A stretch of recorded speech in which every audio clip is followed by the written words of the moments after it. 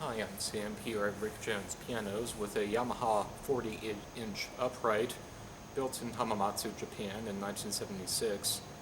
Um, it's a 48-inch upright, which is pretty common amongst Yamahas in their inventory, but what's not quite so common is the way it looks.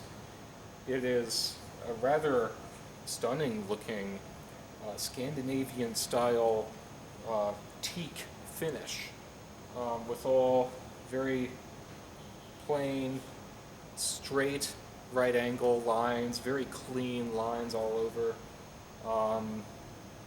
It does not have the traditional style that you would expect from a Yamaha U1, for example, something that looks like any old upright that's been built since the early 20th century. This one is more of a furniture style piano to fit in. I think quite well it would fit in with mid-century modern furniture with the tone of the stain and also just the way it looks. It's not visible here in the video, but there are brass ferrules at the bottom of the truss legs here, which is just a nice feature to distinguish this piano from others. Accordingly, it's not called a U1, it's part of the W series of Yamaha upright pianos, W which we believe stands for wood. Specifically, this is W104. It's a really a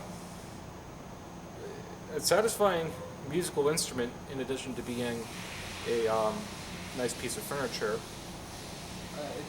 I want to say it's a little bit mellower than you might expect a Yamaha to sound. Yamaha is more known for a brighter, bolder, more brilliant sound. That's not always the case. This one I still think has the typical Yamaha clarity, but it's more on the mellow side, and so it won't maybe overwhelm a small room.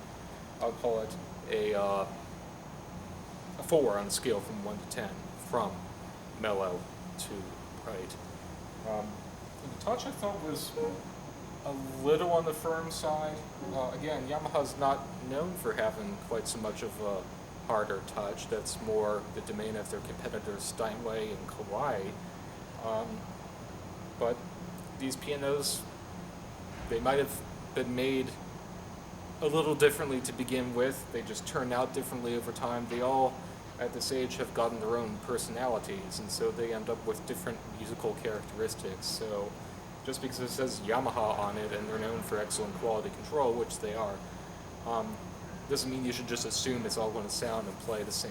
They're all a little bit different from each other, and this one I think has an unusually firm touch amongst Yamahas, and I'll rate it a 6 on the scale from 1 to 10. From light to firm, more than the average amount of resistance in the keys. But very satisfying to play. I slowed down a bit as I was playing that music. Forced me to think about what I was doing a little bit more, which is what I would imagine a teacher would want for their student anyway.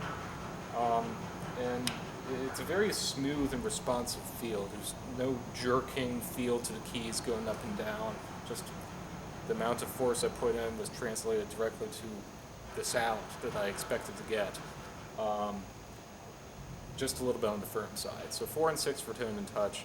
The piano does have a middle pedal practice mute, which I think every W series I've ever seen has, but in case you don't know how it works, press it down, move it over to the left, it holds itself in place for you, and then a strip of felt will go between the hammers and the strings, not allowing the hammers to strike the strings directly, but rather indirectly, making it much softer.